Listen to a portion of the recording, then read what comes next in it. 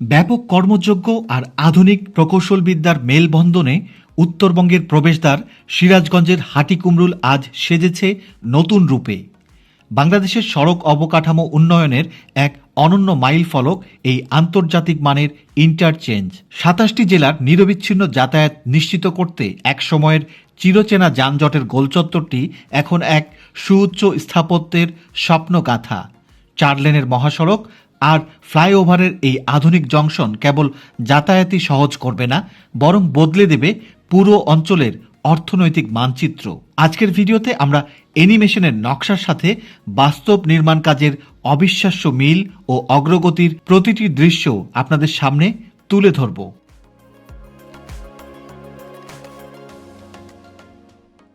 প্রিয় দর্শক, স্বাগত জানাই বাংলাদেশের অবকাঠামো উন্নয়নের আরও একটি নতুন পর্বে। আজ ২৭ এপ্রিল ২০২৬।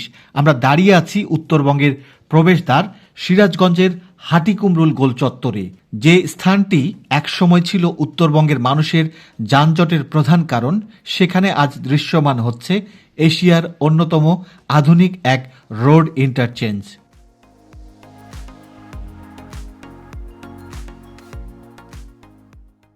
প্রিয় দর্শক, ভিডিও শুরুতে নতুন দর্শকদের অনুরোধ জানাবো, দেশের মেগা প্রকল্পের নিয়মিত আপডেট জানতে এই চ্যানেলটি সাবস্ক্রাইব করে পাশে থাকার জন্য। গত কয়েক বছর ধরে চলা এই বিশাল কর্মযজ্ঞ এখন তার চূড়ান্ত রূপ ধারণ করতে শুরু করেছে। উত্তর ও দক্ষিণাঞ্চলের ২৭টি জেলার প্রবেশপথ এই হাটিকুমরুল। প্রতিদিন যেখানে প্রায় ২৮ থেকে ৩০ হাজার যানবাহন চলাচল করে, সেই মোড়টি এখন আর গোলচত্বর নয়, বরং একটি অত্যাধুনিক সিগন্যাল মুক্ত ক্লোভারলিপ ইন্টারচেঞ্জ।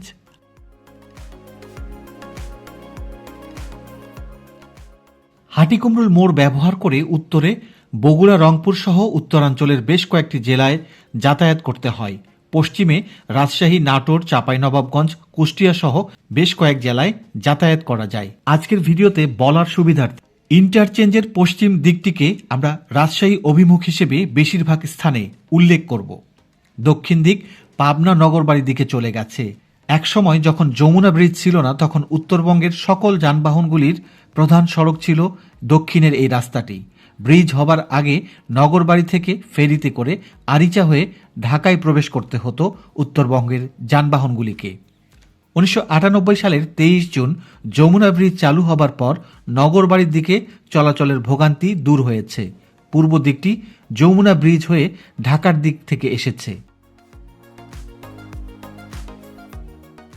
প্রিয় দর্শক, আজ আমরা আপনাদের নিয়ে এসেছি উত্তরবঙ্গের লাইফলাইন সিরাজগঞ্জের হাটিকুমরুল মোড়ে। আন্তর্জাতিক মানের এই ইন্টারচেঞ্জটি এখন কেবল আর অ্যানিমেশনে সীমাবদ্ধ নয়, বরং বাস্তবেই এটি এক বিশাল রূপ ধারণ করেছে।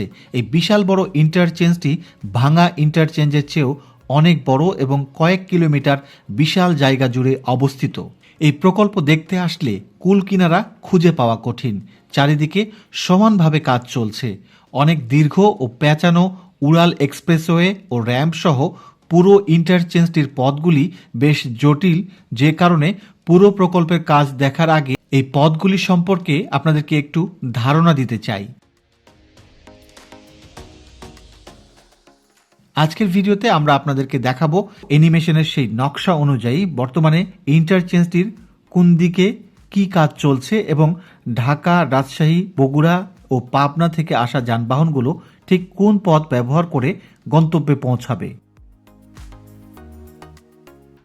প্রথমে নজর দেয়া যাক ঢাকা থেকে আসা যানবাহনের রুটের দিকে। ঢাকা থেকে আসা যানবাহনগুলো যখন ইন্টারচেঞ্জে প্রবেশ করবে, তাদের জন্য 3টি প্রধান বিকল্প থাকবে। যারা সরাসরি রাজশাহী যাবেন, তারা ইন্টারচেঞ্জের একদম উপরের প্রধান এক্সপ্রেসওয়ে বা ফ্লাইওভারটি ব্যবহার করবেন। বর্তমানে এই ফ্লাইওভারের গার্ডার স্থাপনের কাজ চলছে। অনেক জায়গায় ডেক স্ল্যাব বা রাস্তার ঢালাই দৃশ্যমান হয়েছে। ঢাকা থেকে যারা উত্তর দিকে বগুড়ার দিকে যাবেন, তারা ইন্টারচেঞ্জে পৌঁছার আগেই একটি বাম দিকের র্যাম্প ব্যবহার করবেন। আপনারা দেখতে পাচ্ছেন এই র্যাম্পটির স্ট্রাকচার ইতিমধ্যে প্রস্তুতির দিকে এগিয়ে যাচ্ছে। ঢাকা থেকে পাবনা অভিমুখী গাড়িগুলিকে একটি বিশেষ লুপ ব্যবহার করতে হবে। বর্তমানে এই লুপটির ভিত্তি এবং পাইলিংয়ের কাজ শেষ হয়েছে। এখন উপরের ঢালাইয়ের প্রস্তুতি চলছে। হাটিকুমরুল ইন্টারচেঞ্জ রাজশাহী থেকে আসা যানবাহনগুলি যেভাবে ব্যবহার করবে, পশ্চিম দিক থেকে আসা গাড়িগুলি ঢাকার মতোই অত্যন্ত সুশৃঙ্খল পথ পাবে। ঢাকার দিকে যাবার জন্য গাড়িগুলো সরাসরি উপরের মেইন ফ্লাইওভার দিয়ে পূর্ব দিকে চলে যাবে। পাবনার দিকে যাবার জন্য রাজশাহী থেকে আসা যানবাহনগুলি একটি সরাসরি বামে মোড় নেওয়া রাস্তা ব্যবহার করে ইন্টারচেঞ্জের র্যাম্প ব্যবহার করে ডানে মোড় নিয়ে এই গাড়িগুলো দক্ষিণে পাবনা রুটে নামবে। এই অংশের রিজিড পেমেন্ট বা কংক্রিটের রাস্তার কাজ অনেকখানি দৃশ্যমান হয়েছে। রাজশাহী থেকে এসে বগুড়ার দিকে যাবার জন্য যানবাহনগুলি বামের সড়ক ধরে উত্তর দিকে যাবেন। তারা ইন্টারচেঞ্জ পয়েন্ট অতিক্রম করে একটি বৃত্তাকার লুপ ঘুরে উত্তর অভিমুখে রওনা হবেন। এই লুপের পাইলিং ও পিলারের কাজ বর্তমানে দ্রুত গতিতে এগিয়ে চলছে। উত্তর দিক অর্থাৎ বগুড়া থেকে আসা যানবাহনগুলোর জন্য ইন্টারচেঞ্জটি হবে একদম সিগন্যাল মুক্ত। বগুড়া থেকে পাবনার দিকে যাবার জন্য একটি সরাসরি উত্তর দক্ষিণ রুট থাকবে। গাড়িগুলি ইন্টারচেঞ্জের মাঝখান দিয়ে নিচতলা বা আন্ডারপাস সদৃশ নির্ধারিত লেন দিয়ে সরাসরি দক্ষিণে চলে যাবে। বগুড়া থেকে আসা যানবাহনগুলি ঢাকার দিকে যাবার জন্য একটি বাম দিকের কানেক্টর রোড ব্যবহার করে গাড়িগুলো পূর্ব দিকে ঢাকা অভিমুখে যাত্রা করবে। বর্তমানে এটি প্রস্তুতির জন্য এই অ্যাপ্রোচ রোডটির উচ্চতা বৃদ্ধির কাজ এবং বালি ভরাটের কাজ প্রায় শেষ। বগুড়া থেকে রাজশাহী যাবার পথটি যেহেতু ডানে, এজন্য এই পথটি খুব জটিলভাবে তৈরি করা হচ্ছে। রংপুর পাবনা সড়ক দিয়ে গিয়ে ইন্টারচেঞ্জের মাঝখানে গড়ে তোলা ইউলুপ ব্যবহার করে গাড়িটি ঢাকা থেকে রাজশাহী অভিমুখে রংপুর পাবনা সড়ক দিয়ে গিয়ে ইন্টারচেঞ্জের মাঝখানে গড়ে তোলা ইউলুপ ব্যবহার করে গাড়িটি ঢাকা থেকে রাজশাহী অভিমুখী সড়কে উঠে যাবে। লুপ ব্যবহার করে পশ্চিম দিকে যাওয়ার পথটি এখন তৈরির চূড়ান্ত পর্যায়ে রয়েছে। সবশেষে দক্ষিণাঞ্চল বা পাবনা থেকে আসা যানবাহনগুলোর গতিপথ হবে বগুড়ার দিকে, অর্থাৎ সরাসরি উত্তর অভিমুখে যাওয়ার জন্য গাড়িগুলো নির্ধারিত লেন ব্যবহার করবে। ইন্টারচেঞ্জের মাঝখান দিয়ে নিচতলা বা আন্ডারপাস সদৃশ নির্ধারিত লেন দিয়ে সরাসরি উত্তরের দিকে চলে যাবে। পাবনা থেকে আসা যানবাহনগুলি রাজশাহীর দিকে যাবার জন্য বামে মোড় নিয়ে সরাসরি পশ্চিম দিকে রাজশাহীর রাস্তায় উঠে যাবে। এই অংশের পিয়ার ক্যাপ ও গার্ডারগুলো এখন পুরোপুরি দৃশ্যমান। যারা পাবনা থেকে ঢাকার দিকে যাবেন তাদের জন্য নির্মিত লুপটির ডেক স্ল্যাব বসানোর কাজ এখন মাঝপথে রয়েছে, অর্থাৎ লুপ ব্যবহার করে গাড়িগুলো পূর্ব দিকে যমুনা সেতুর পথে রওনা হবে। প্রিয় দর্শক, এবার আমরা ইন্টারচেঞ্জ প্রকল্পের কোন অংশে কি কাজ চলছে তা দেখব। যমুনা ব্রিজ থেকে আসা যানবাহনগুলি ইন্টারচেঞ্জে প্রবেশ করার আগে এখানে দেখা যাচ্ছে লোহার ব্রিজ ও কালভার্ট ছিল আগে, সেগুলির বদলে এখন প্রশস্ত উড়াল সড়ক প্রস্তুত করা হচ্ছে। ইতিমধ্যে বেশ কয়েকটি পিলার উঠে গেছে, সেগুলির উপর গার্ডার বসে গেছে। কিছু পিলার প্রস্তুতির কাজ চলছে। এখানে বিপুল সংখ্যক কর্মীকে কাজ করতে দেখা যাচ্ছে। এই কালভার্ট সংলগ্ন জায়গায় 2021 সালের দিকে এখানে উত্তরবঙ্গের পরিচিত হাইওয়ে রেস্টুরেন্ট ফুড ভিলেজের 2 নম্বর ব্রাঞ্চটি ছিল। তবে 2021-22 সালের দিকে ইন্টারচেঞ্জ নির্মাণের জন্য ফুড ভিলেজ সহ হাটিকুমরুল মোড়ের বেশ কয়েকটি হোটেলের জমি অধিগ্রহণ করা হয়। পূর্ব থেকে পশ্চিম দিকে ইন্টারচেঞ্জটির উড়াল সড়ক প্রস্তুতির কাজ বেশ এগিয়ে চলছে। এই সড়কটি সবচেয়ে উঁচু ও প্রশস্ত হবে। পূর্ব থেকে পশ্চিম দিকে বেশিরভাগ পিলার উঠে গেছে, যার উপর একে একে গার্ডার উত্তোলন করে ঢালাই কাজ করা হচ্ছে। আবার কিছু কিছু জায়গায় পিলার তৈরির কাজও দেখা যাচ্ছে। গেল 2 মাসে এই প্রকল্পের কাজ বেশ এগিয়েছে। বিশেষ করে নতুন রাজনৈতিক সরকার আসার পর এই প্রকল্পের কাজ বেশ জোরে সোরে চলছে বলে জানান স্থানীয়রা।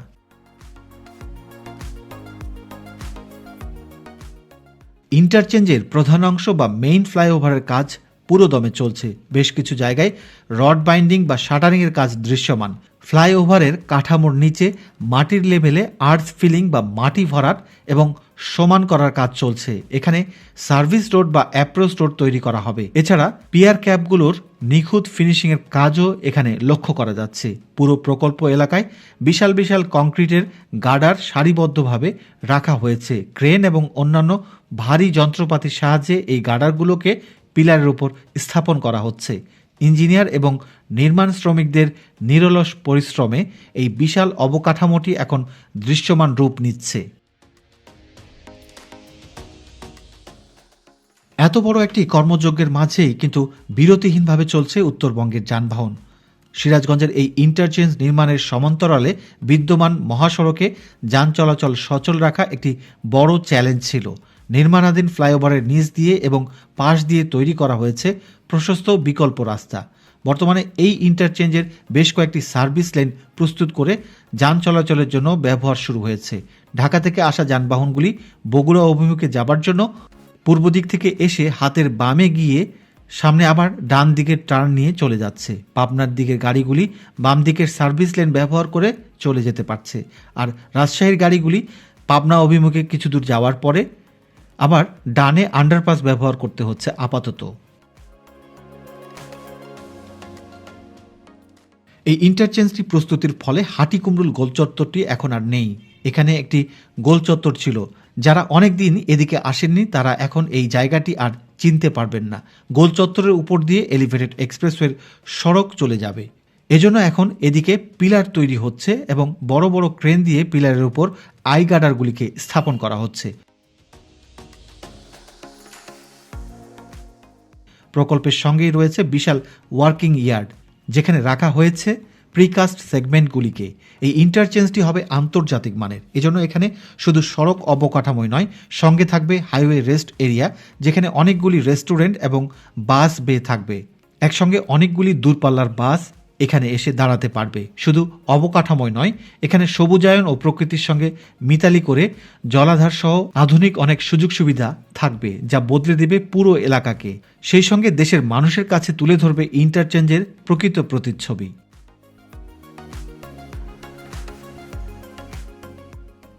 নির্মাণ কাজের অভাবনীয় গতি দেখে আশা করা যাচ্ছে 2026 সালের শেষের দিকেই উদ্বোধন হতে পারে দক্ষিণ এশিয়ার অন্যতম আধুনিক এই হাটিকুমরুল ইন্টারচেঞ্জ। 190 কিলোমিটার দীর্ঘ ঢাকা রংপুর 4 লেন তথা 6 লেন মহাসড়কের হৃৎপিণ্ড হল এই ইন্টারচেঞ্জ। এটি চালু হলে যমুনা সেতু পার হয়ে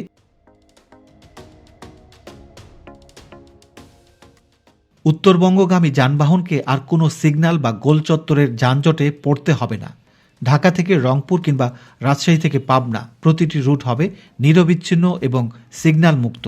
এই মেগা প্রকল্পটি কেবল যাতায়াতের সময় 2 থেকে 3 ঘন্টা কমিয়ে আনবে, বরং জ্বালানি সাশ্রয় ও সড়ক দুর্ঘটনা রোধে রাখবে যুগান্তকারী ভূমিকা। উত্তরবঙ্গের মানুষের দীর্ঘদিনের লালিত স্বপ্ন এখন বাস্তবের পথে, যা দেশের অর্থনীতিতে এক নতুন সোনালী অধ্যায়ের সূচনা করবে। প্রযুক্তি নির্ভর স্মার্ট বাংলাদেশের গর্বিত সাক্ষী হতে আমরাও মুখিয়ে আছি এই মাহেন্দ্রক্ষণের জন্য। প্রিয় দর্শক, আজকের ভিডিওটি এই পর্যন্তই। এতক্ষণ ভিডিওটি দেখার জন্য ধন্যবাদ এবং নতুন দর্শকদের প্রতি আবারও এই চ্যানেলটি সাবস্ক্রাইব করার অনুরোধ জানিয়ে শেষ করছি। সবাই ভালো থাকবেন। আল্লাহ হাফেজ।